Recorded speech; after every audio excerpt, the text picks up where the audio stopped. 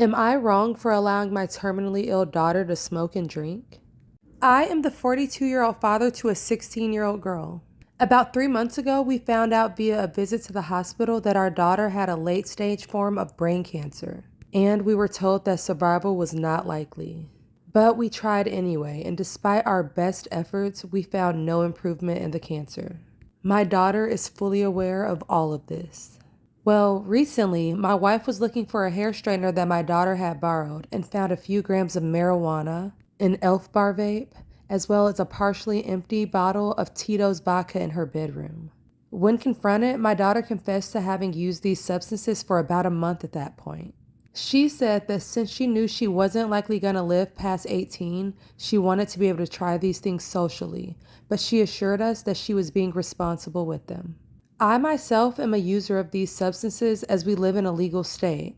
Although I don't vape, I do smoke cigarettes and drink. And occasionally I will roll myself a joint. While normally I would not want my children using these, I thought I could make an exception due to the circumstances. My wife, however, completely disagrees. She only drinks a glass of wine every now and then and dislikes nicotine and marijuana.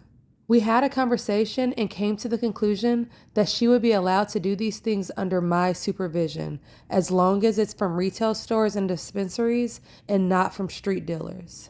Though my wife remains adamant that she shouldn't be doing them at all. So am I wrong?